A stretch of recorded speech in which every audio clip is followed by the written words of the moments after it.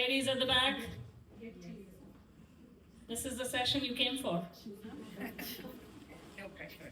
No pressure. Okay, so we have our esteemed panel, and I'm so thrilled that not one, not two, but four of our favorite people have agreed to join us for this session. And I promise you, this you will not regret, because I like to talk about controversial things.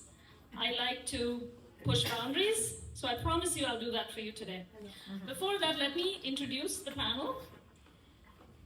Sabari Raja is a managing partner at JFF Ventures, an early-stage impact fund that partners with entrepreneurs, building solutions focused on the economic mobility of underserved workers and learners through education, workforce development, and harnessing human potential.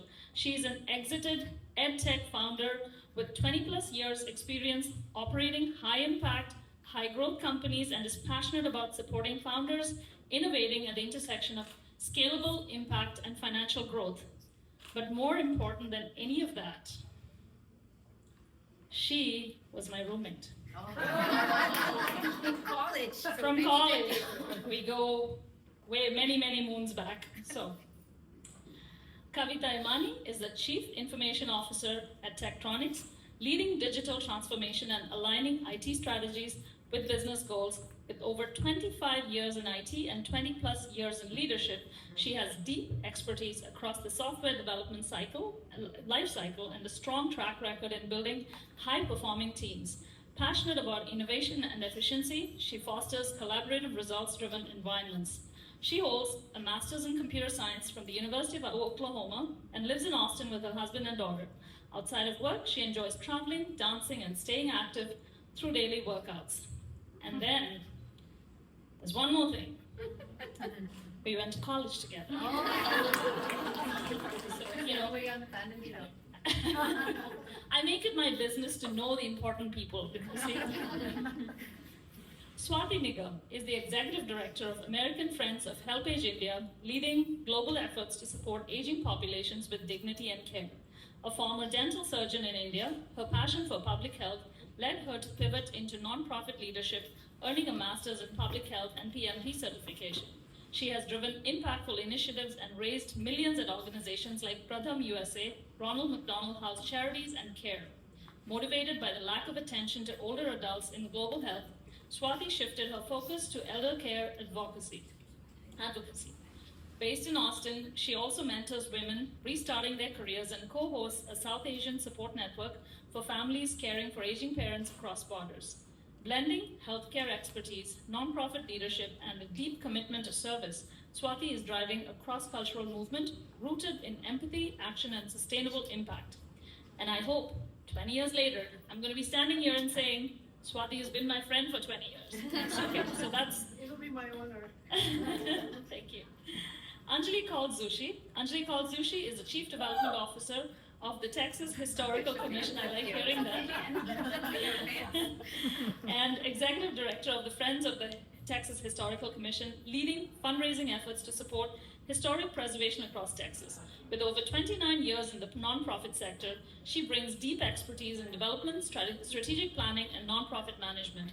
Previously, Anjali spent nearly 12 years at the Trust for Public Land, where she built the Texas Development Program and led several major campaigns. She ran a successful fundraising consultancy, supporting organizations focused on land conservation, youth, aging, and more. An architect by training, Anjali holds a graduate degree in community and regional planning from UT Austin and multiple certifications in fundraising and nonprofit leadership. A passionate community leader, she serves as board president of Indie Meme and holds advisory roles at the Annette Strauss Institute and UNT's Department of Linguistics. And Anjali, you too, I hope. 20 years from now, I'm going to be standing here and saying, Anjali's been my friend for 20 years. Right? So, thank you. All right, you guys ready? So, my first topic is that of women networking, okay? So I'm going to start with an example of someone I met recently, and sorry I didn't ask you your permission, Jyoti, but I'm going to go ahead and say this anyway. So Jyoti here, she met me for coffee the other day and we were chatting. She was telling me about, the things she does and, she was talking about funding and things like that. And I was like, there's someone who lives in the neighborhood right near you. And her name is Sabari and she's a VC. When you're talking about AI and, starting an AI company, education academy, you should really talk to Sabari. And she was like, wait a second, Sabari and Pashu? I was like, yeah. She's like, yeah, Pashu and my husband walk the dogs together. And it so happens they're neighbors. Right? So, what I wanted to start with is that, I'm sorry to put you on the spot, guys, but why do you think women find it hard to connect at a professional level after all these years? Why do you think there's still a stigma about asking a woman for what she does? Oh, well, there's a pro and a con to. Oh, sorry. Yeah. Is it good now? Can you all hear me? Yeah. Okay. There's a pro and a con to being the first person here. I think I'm still waiting for the pro, but anyway. I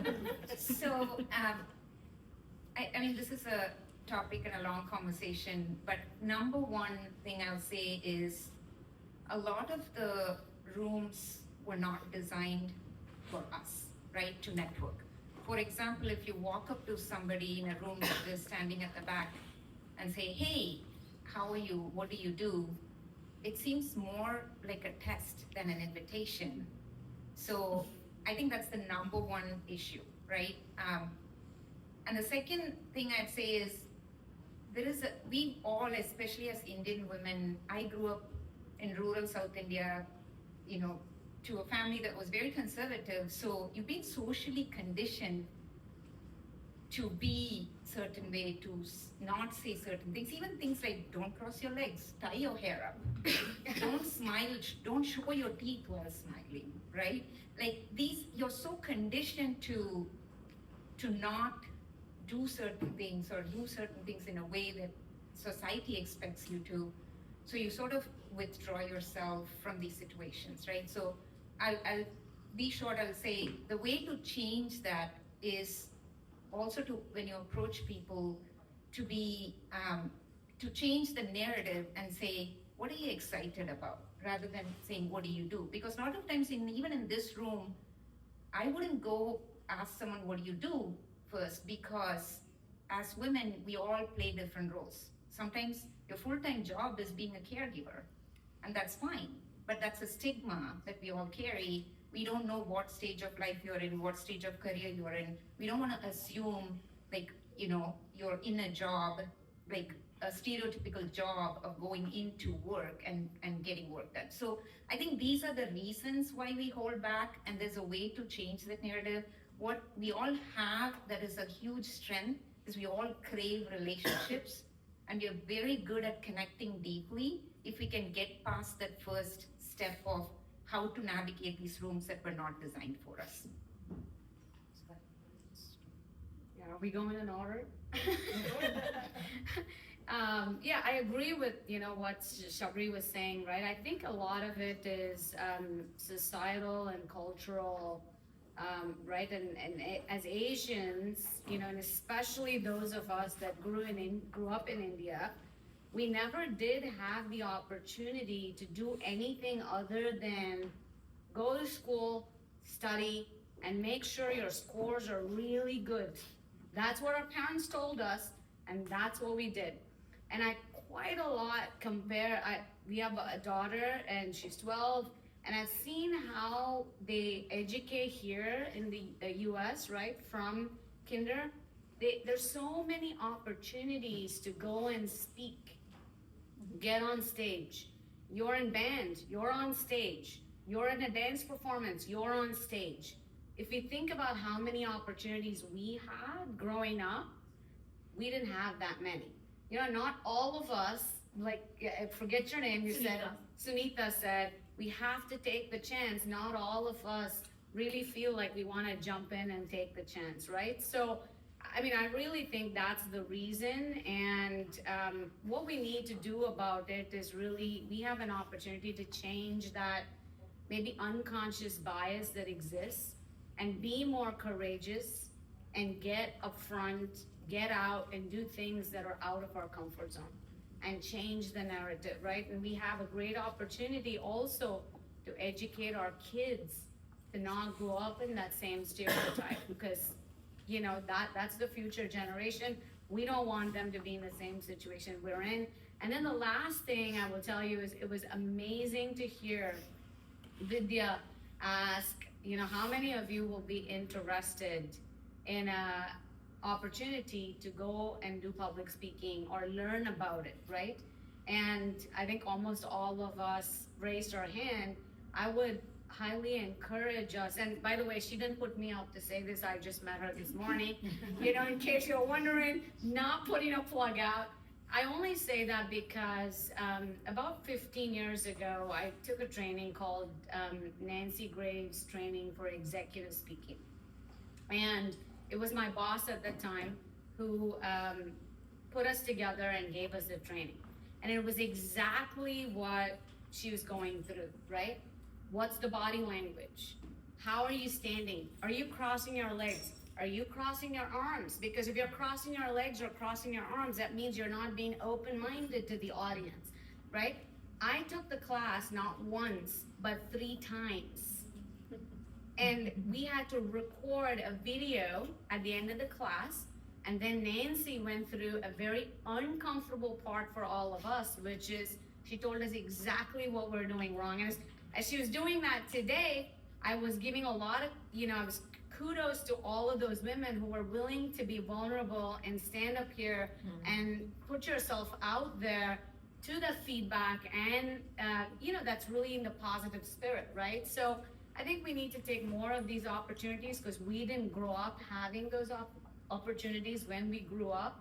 And that's the way to change that, not only for ourselves, but for future generations.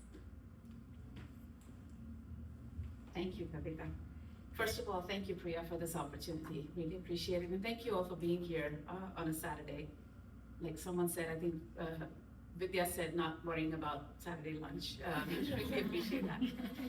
I think the thing I focus on when I think about the question, and we had this conversation in preparation for today, what I think about is the concept of self-worth. I think growing up, and this is true for all of us, growing up in India, our sense of self-worth is tied to things that are different from what people tie self-worth to here. Our sense of self-worth is tied to family, to how your kids perceive you, to how your parents perceive you. So we're taught not to come up and be bold, not to be definitely not to be aggressive. You know, how dare you be aggressive?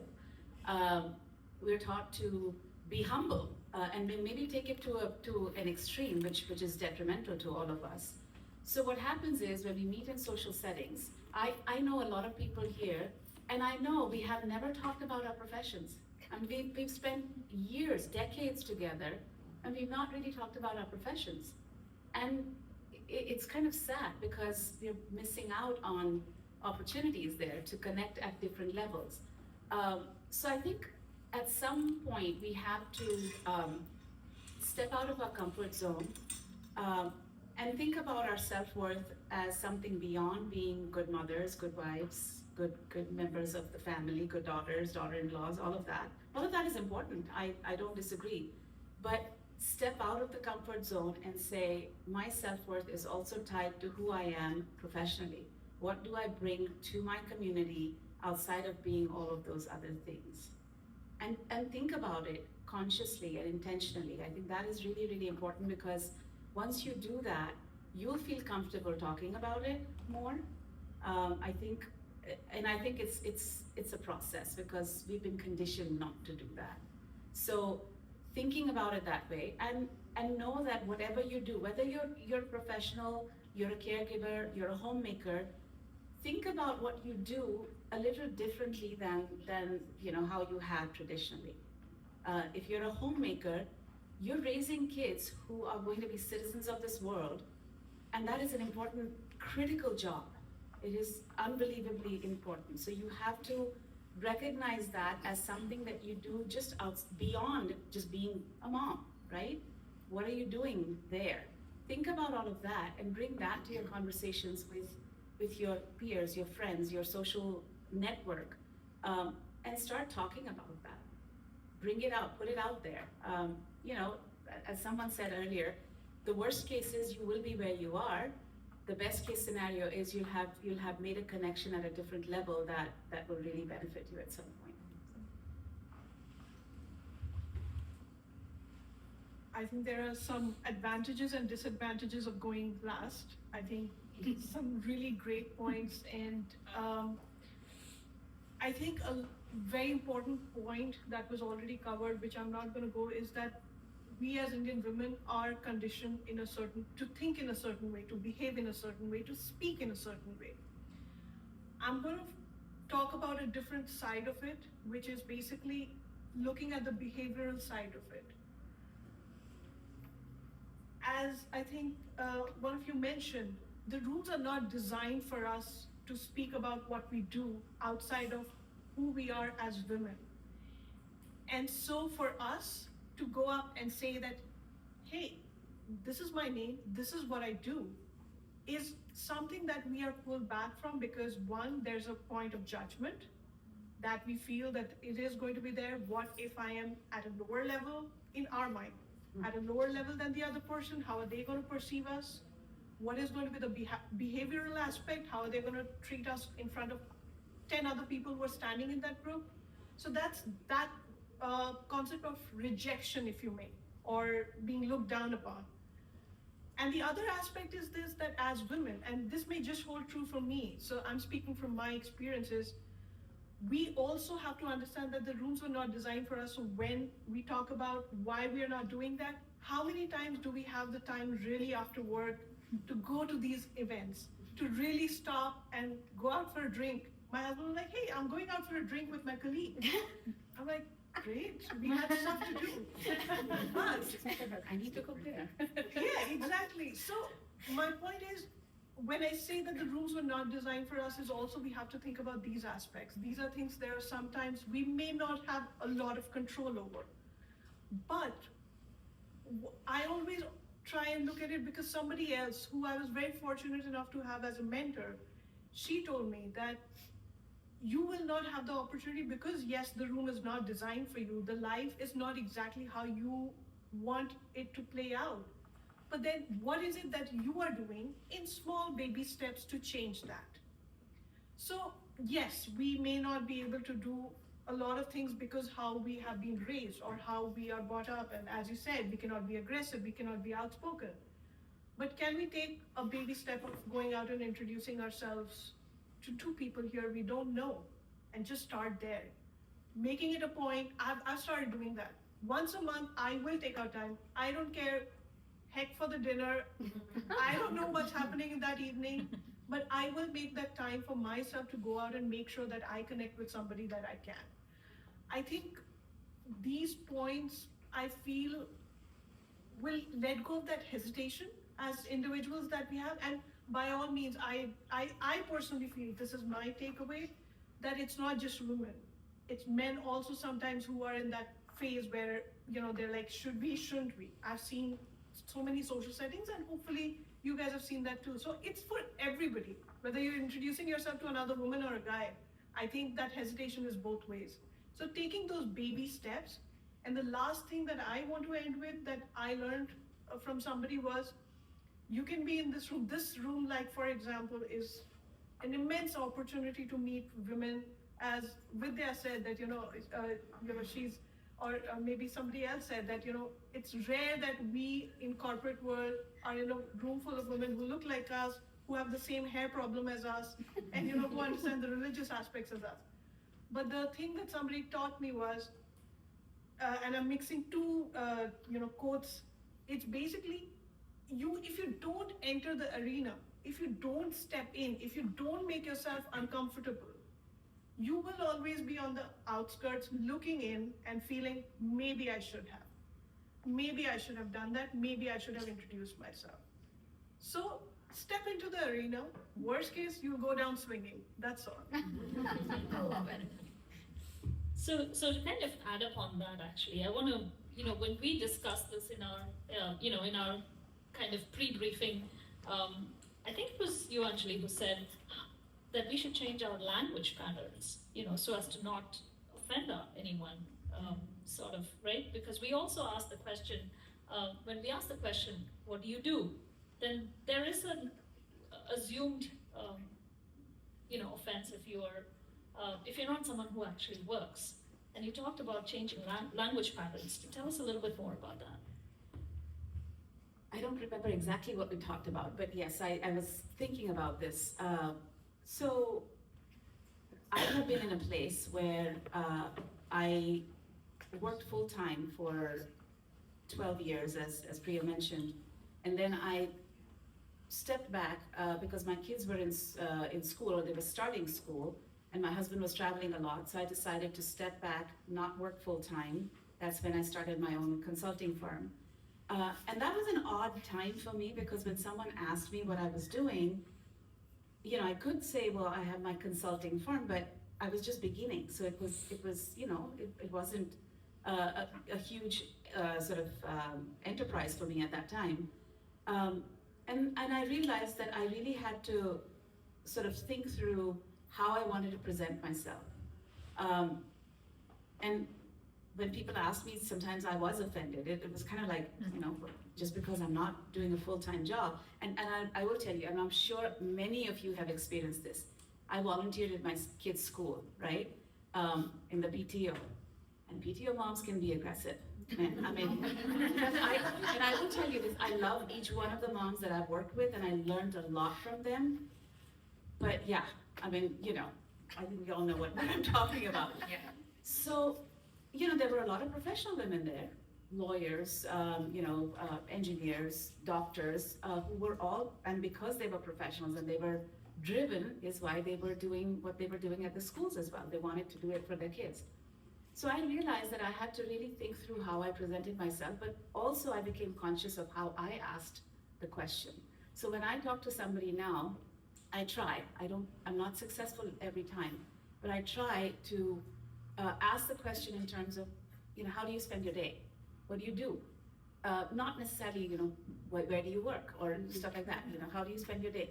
Maybe start a little softly. That's one thing. The other side of this too is be mindful of your language when you're communicating with people. And this was something I was thinking about this morning because I was responding to an email.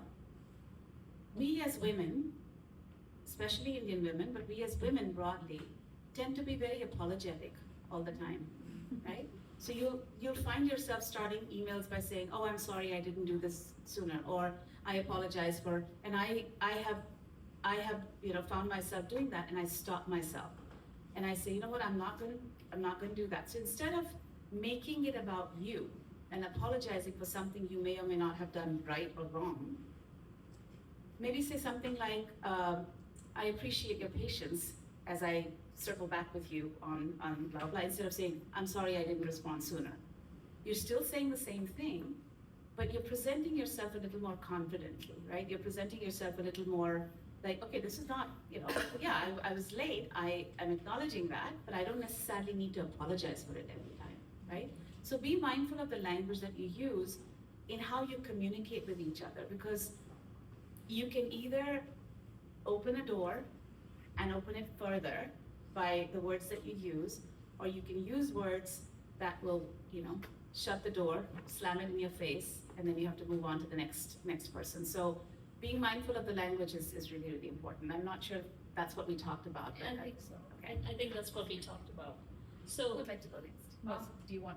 oh, I was just gonna kind of make a follow-up comment about that, because I think what we were talking about was identity in some sense, right? We were talking about identity, and I don't know how many of you were there. We interviewed Kiran Bir Sethi, who's she's really famous in India.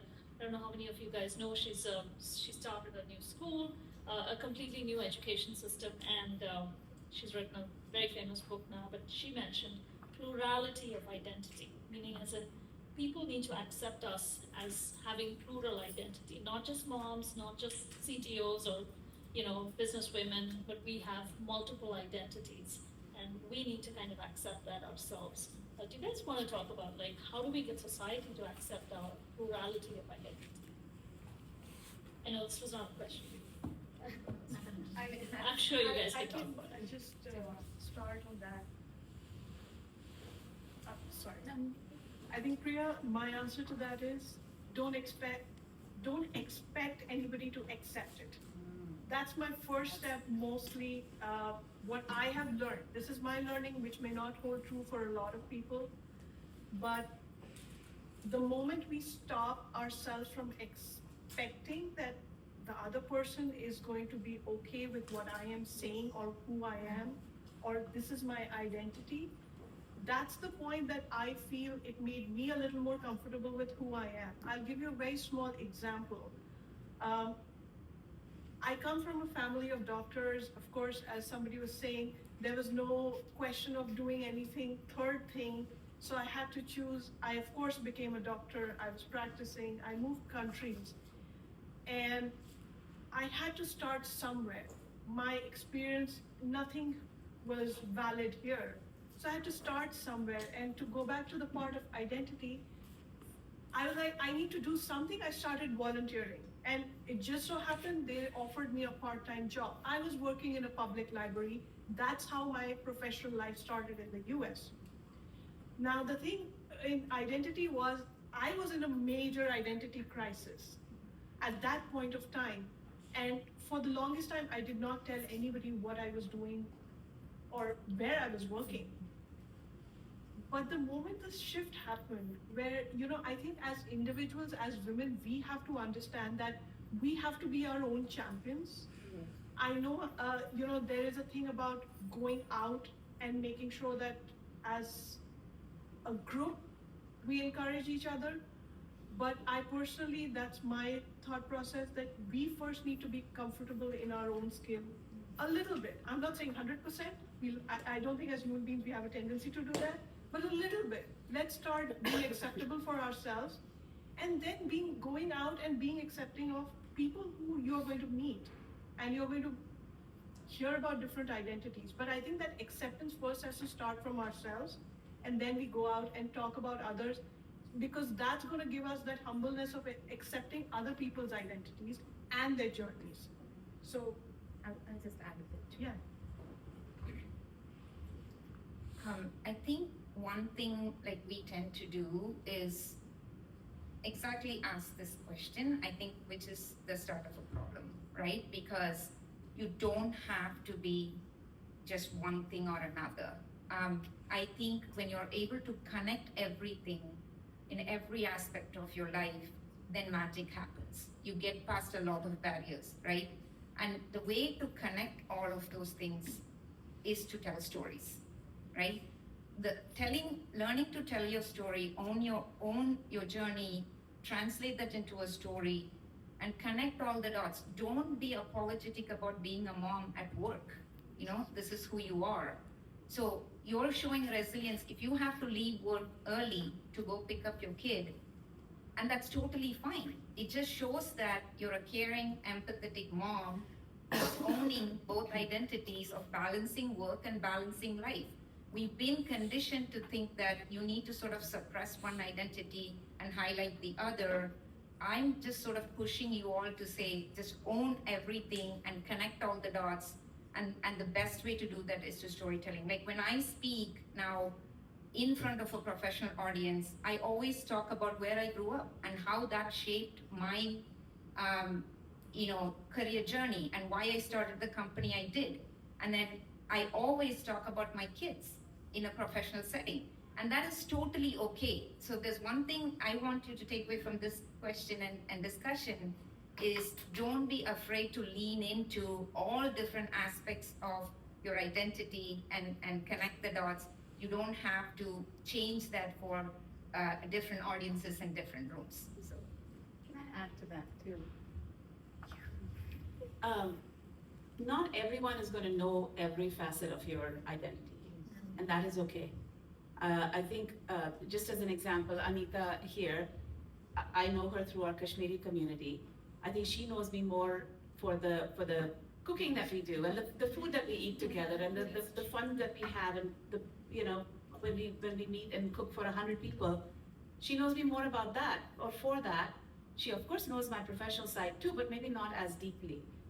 Jyoti here, Jyoti Charu, she and I met socially, but we've connected through my volunteer work at Indie Meme. So she knows me more through that. She does know my professional side too, but she knows me more from that identity perspective, right? So not everyone is going to know every facet of your identity equally well, and that is okay. But as Shabri said, just make sure that you're comfortable with all of those facets of your identity, that you're comfortable in your own skin, you like who you are, warts and all. That is very, very important. And if there's one thing that I want you all to leave with, it is like yourself. Not love yourself, like yourself. Like I tell my kids all the time, I love you, but I don't necessarily like you all the time. No, seriously. I'm sure you all feel the same way with your kids, right? So like yourself, warts and all. Always try and improve what you can improve. But don't ever feel like you have to apologize for who you are. And own all aspects of your identities. Just underscoring what everybody else has said. I mean, I don't think I have anything else to add except maybe one thing, right? Don't feel guilty because, 12 years ago, we had our daughter, and life as I knew it, like I like to say, ended. Because I just didn't know how to navigate it, right? We were married for 10 years prior, partied a lot, had a great time, enjoyed my focus on my career, and then come home and have my own personal time. And again, I felt like that all changed overnight. And there were a lot of times where I felt guilty that I wasn't there or I was traveling. And over time, I just stopped feeling guilty about it because, you know what? My mom, growing up, she worked in a university, never was there at home. And I turned out just fine, well,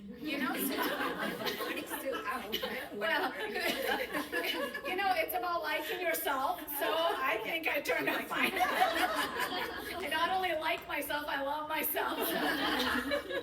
But jokes aside, I think it's a part of not having different identities is, or owning your identity is stop feeling guilty, and just go through the journey of life and know that you count on various people and a support system to really help you get through.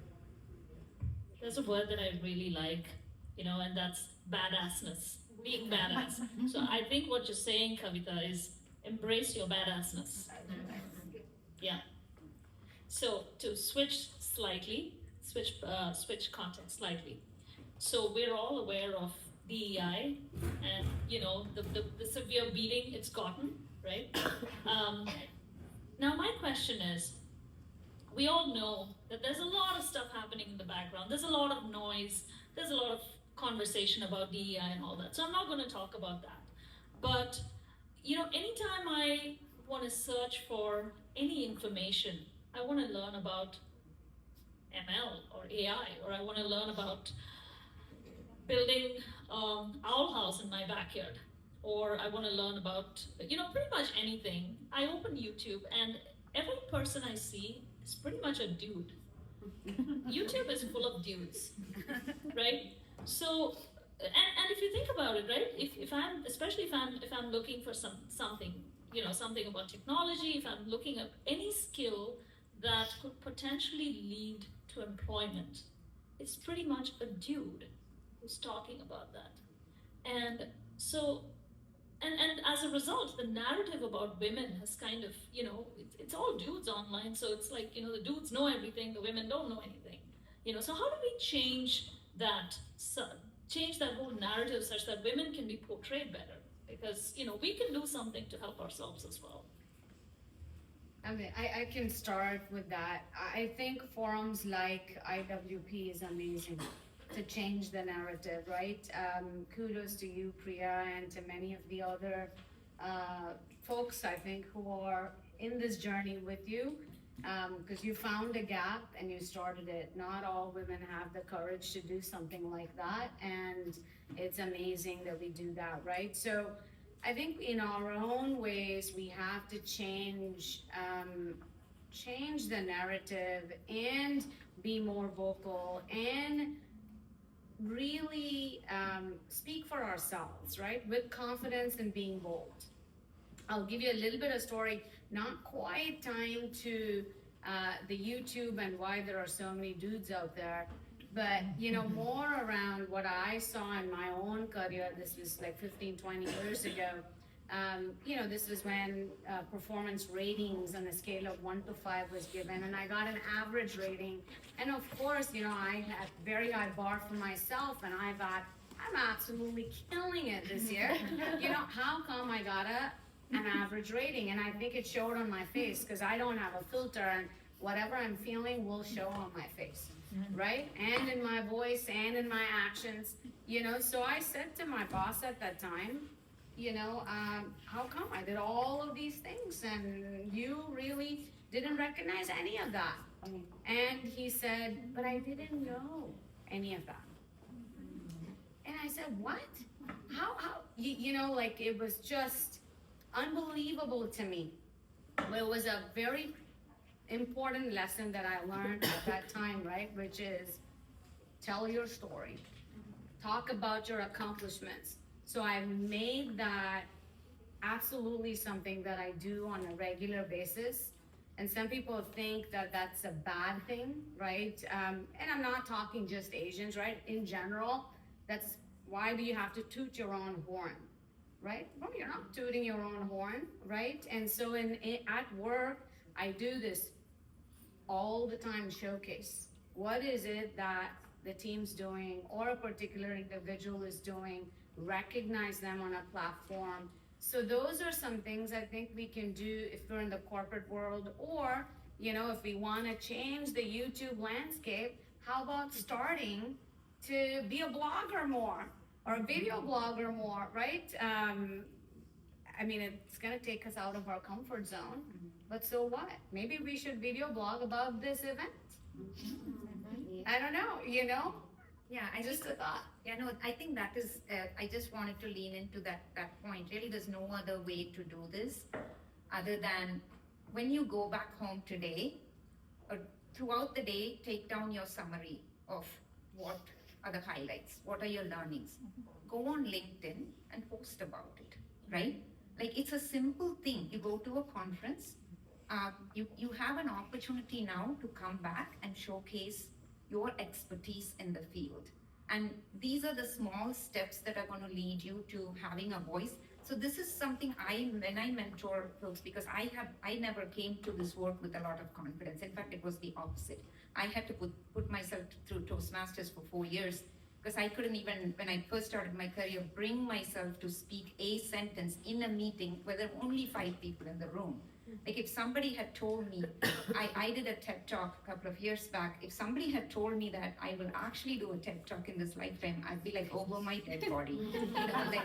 But I think the only way to do it is, to keep pushing yourself. You've heard this common theme across all of us is keep pushing yourself, because you can always sit back and avoid the uncomfortable moments, but you're never going to build your personal brand. So that's the term I want you to take with you, like going to work every day, putting your head down, being the best worker that you can, may get you to a 4% salary increase, right? But really, how are you building your personal brand? Because this moment, this job, it's not permanent, right? How you're being perceived means you need to take that step. So if you're not comfortable public speaking, like I remember the very first time, it all starts with self-awareness, right? And if you're self-aware that you're having a problem with this, take that first step and sign up to speak at a conference. I remember the very first time I had to speak at a conference. It was 5 months pregnant with my older one. He's 20 now. And my boss was leaving to Australia, and he said, the content, you helped me prepare for it, you can fly to California and speak. I couldn't sleep for 2 months. I was like, oh my God.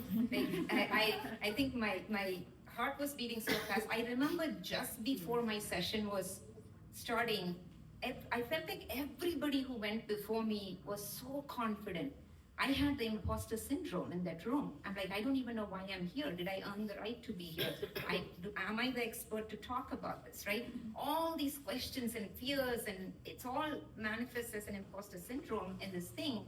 And I remember pacing up and down outside the hallway. I was 5 months pregnant. I'm like, this can't be good for my health or for my baby's health, you know? Like, but really, once I went there and started speaking, and that sort of, Vidya talked about this, that initial nervousness settled down, I was like, I actually know what I'm doing. I know this. So the more and more I pushed myself, at some point, it just became such a natural part of the process, right? If you don't give yourself that chance, you're never going to get past that fear. It's okay to fail, but this is what I think you mentioned, Swati, the man in the arena. Unfortunately, it's called the man in the arena because this was Theodore Roosevelt's speech from 1910, so I give him some slack on that. So really, I think the modern version of that, I encourage each of you to go read Brené Brown's book on Daring Greatly. Literally summarizes everything that we're talking about. It's a must read. If you don't put your hat in the ring, no, you cannot expect any change to happen, right? So, can I add?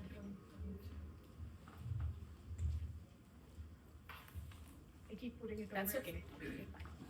So, on that note, I think the points that we have made, it's very relevant because these are the steps that we as individuals have to start by taking within ourselves, of going out there and trying to be a little more bold, trying to put ourselves out there. All of us have seen, when the performance reviews happen and then they're like, oh really, you did that? We didn't know that. So we've all been through that. But what I would also, like us to think about is, if your colleague is doing something, don't be hesitant in calling her out and being like, good job, that's really awesome. People who stood up here and spoke today, it's incredible. It takes a lot of, butt wiggling, as I call it. But for you to get up and actually go and do that. And we are part of a lot of teams. We are fortunate to be part of a community that we are very socially engaged. So if somebody is going out and doing, it may be professional, it may be personal. If it may be somebody, as they were sharing their story about starting to drive in this country, it is a big step for somebody, which may be a small thing for us. But if somebody's coming out and being confident about saying that, hey, I tried this, I almost achieved it, but not completely. Be that champion, be that advocate for that other person. To be like, you got this, keep going at it. So I will also say that. And also the second part about the DEI part, about the YouTube, I will say one more thing. How many of us, and very honestly, you don't need to raise your hands, how many of us will actually go on YouTube and look up videos and something which we feel is more, men-oriented knowledge base, and we see a woman, even they put out a video, but how many of us will go and actually watch the guy's video versus the woman's video? And that is also something, those small nuances, we have to change in our own mindset. That it's okay that there are some things that maybe so far we've been taught that women may not be the experts in, but God knows we have been in the field and fought those battles to know that we know what we're talking about. So let's give the other person that opportunity. At least let's go through that YouTube video. What's taking it away from us? Why have that bias that we can only watch a guy's video? We should at least give that opportunity to the ones that have actually tried to put themselves out there. So it's really a matter of reprogramming ourselves too, right? I mean, like there's that book by Abraham. Starting with them. It was How to Be an Anti-Racist. That is, I mean, if you read that book, it's about being a racist, and we realize every one of us is a racist. So it also applies to, women and how we ourselves are biased against women. Gender bias. Gender bias. We ourselves are gender biased. Yeah. No, go for it. Can I add? Yeah. I just want to add one thing. Shabri talked about be out there on LinkedIn, build your personal brand. It's incredibly hard to do that. Personally, I found that incredibly hard to do that. If you go look me up on LinkedIn, you will see that I hardly don't have any posts. But that has changed since the beginning of this year. You know why? Because now we have AI. I want to give you that tip because I found it incredibly hard to do that myself. And in fact, I found it very difficult to figure out what am I going to write, right? Because that's a real thing. And what I'm writing, when do I use the hashtags? Honestly, I'm probably dating myself here. I just still haven't figured that out. So you know what? I go to ChatGPT. I'm shamelessly sharing a tip that could work for all of you. Do it if you want. Don't do it if you don't want. It still, by the way, is authentic. It's not that it's not authentic. And I put in my thoughts of what I want to say. And there's a beautiful post that it spits out. You can actually tell ChatGPT to actually rewrite it in an authentic tone. And so, we're all doing it. So, So Kavitha, I'm right there with you. My LinkedIn profile does not have any posts at all, but I'm gonna try this for sure. I did want to say something about the DEI piece, and then sort of, putting yourself out there, just to underscore what was said. Depending on which industry you're in, also impacts who you see as experts in that field. I think we talked about that when we spoke. In the nonprofit sector, you see a lot of women. You see a lot of YouTube videos by women. Fundraising, there are more women fundraisers than there are men. But again, depending on where you are in the fundraising, hierarchy, that might change. So the one thing that I have learned and I've done in my career is create opportunities for teaching. So I do a lot of training for fundraising, nonprofit program development, strategic planning. I've done that over at least a couple of decades. And what you do there is, once you start doing that, once you're out there teaching, I loved what Sharanya did today because it reminded me of stuff that I do as well. Once you're out there doing this kind of stuff, you slowly start getting seen as someone who may have something important to say, something valuable to say. And it takes time to build that for yourself. It takes time to build that profile for yourself. Find opportunities to teach. It doesn't have to be anything big. It can be something small. I will tell you where I started was when I was volunteering for my kids' school. I actually went out and taught elementary school kids. Well, not really taught them, but I worked on a program where we were teaching them about art over decades. That was challenging. I mean, being in front of those little kids and them asking all kinds of weird questions, which you had to have some answer to, right? You had to be able to say something. Find opportunities to teach, whatever little thing. It could be teaching a cooking class. It could be teaching something. Slowly build your profile of being an expert in something, and then put it out there. You don't have to be a tech professional and put out, a YouTube video about something that is so, technical. It can be anything.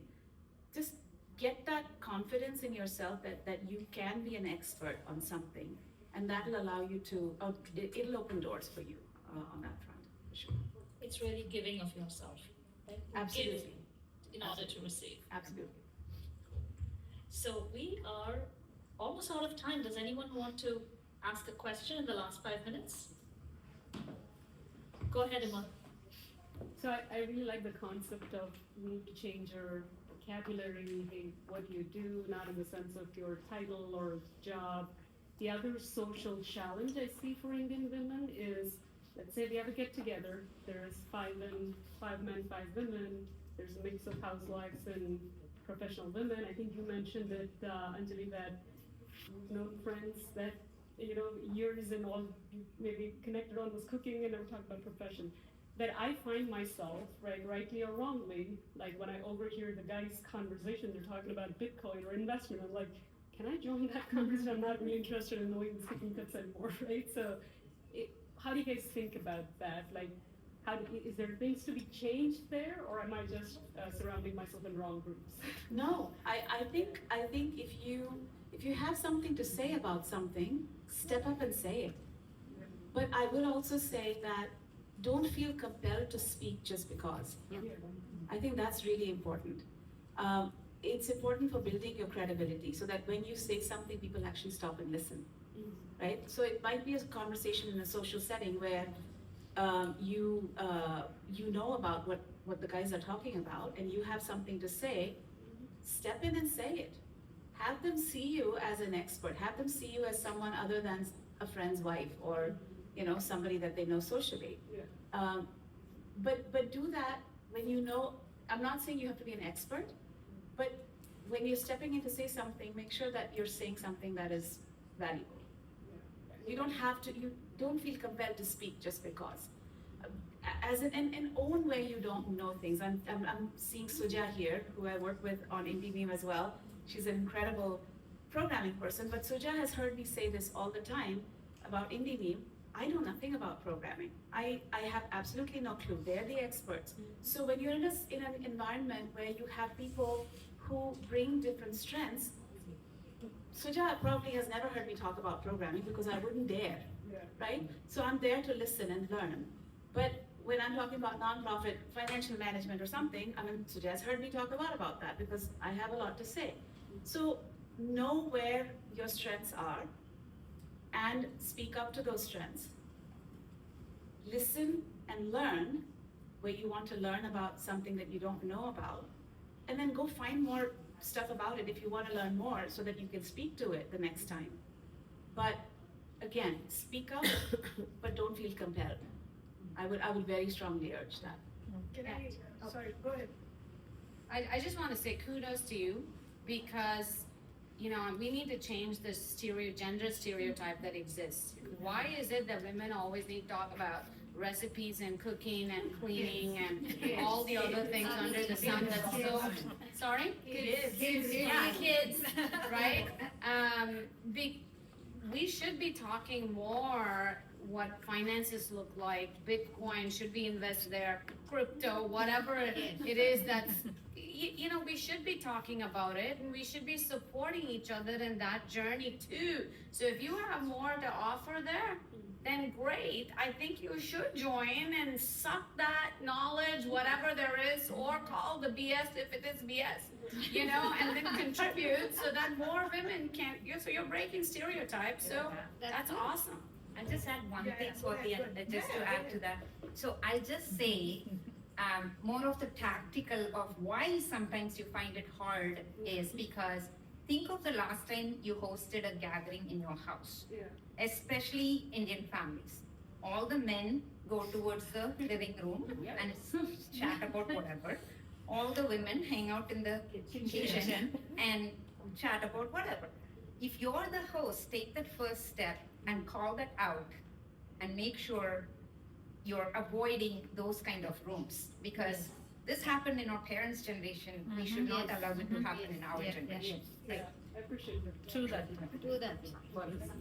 So it's actually what I was going to say. In my house, now there's a very uncomfortable understanding between me and my husband because so both of us are not techies. So first of all, we are already the outsiders in a lot of conversation. And then when we go to dinners, there are these groups that started forming of men being in one corner and women being in another corner. And even though, I could see the discomfort in my husband because he was like, I don't understand what they're talking about tech. And I was like, I don't know what they're talking because I'm a horrible cook. So, trust me, if I like you, I will never cook for you. That's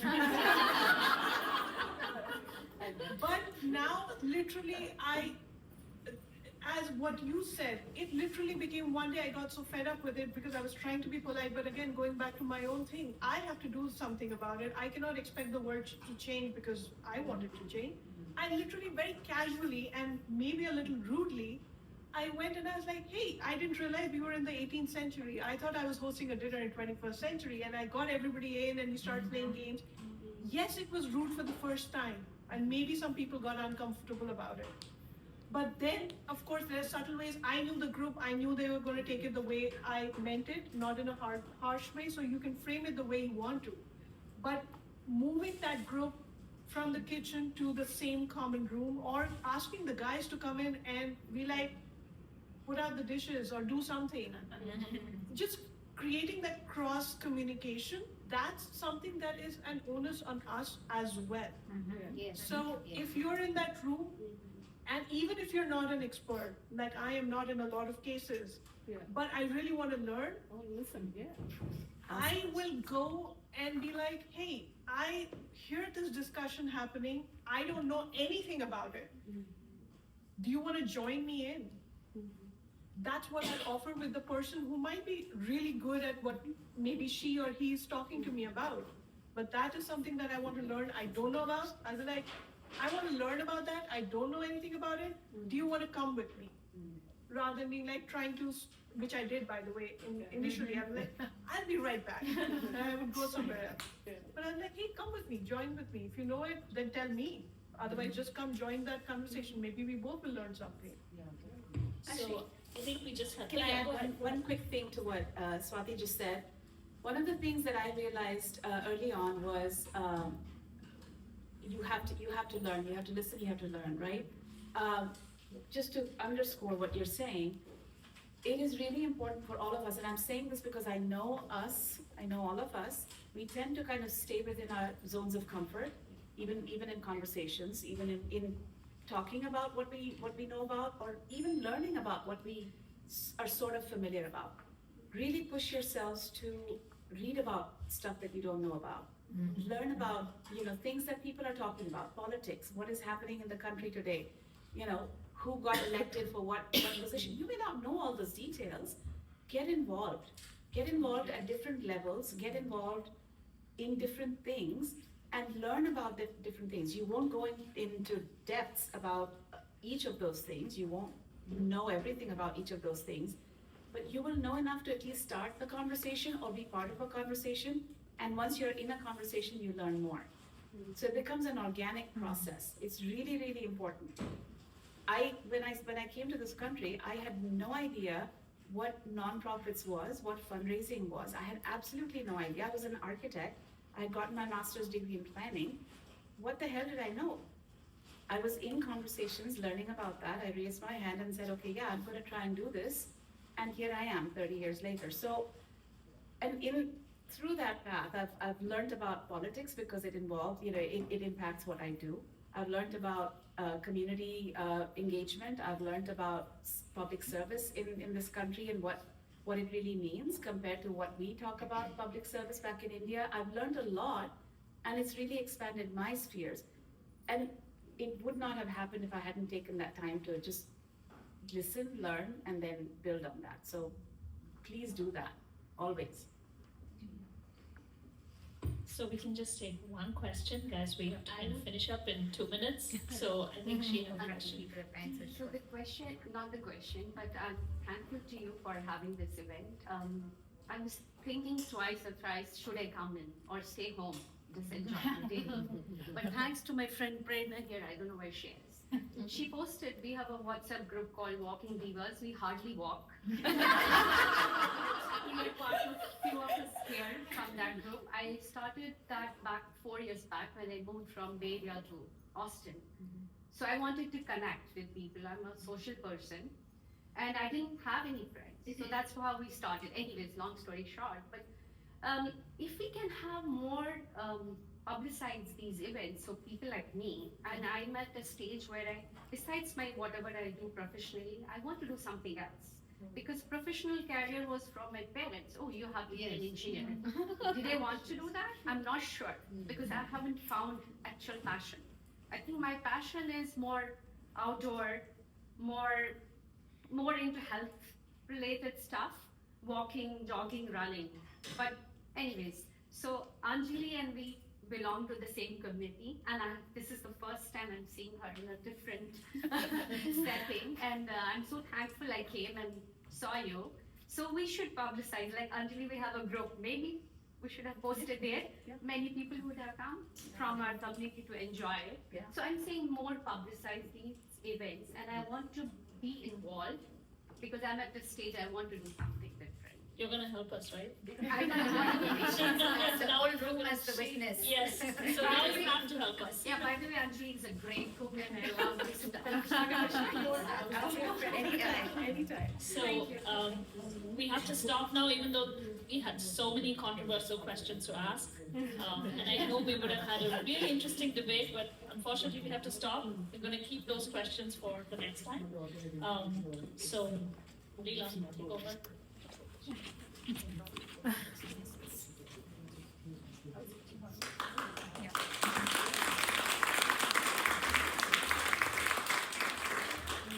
Thank you to our panelists, that was wonderful. If anyone has cards on their table from the first activity, I'd really appreciate it if you could collect it and then put it somewhere in a stack on your table, and then we can collect that later. Should we go? Yeah. Thanks for joining us. And now, without further delay, let's move on to lunch. There are no activities planned during lunch, so feel free to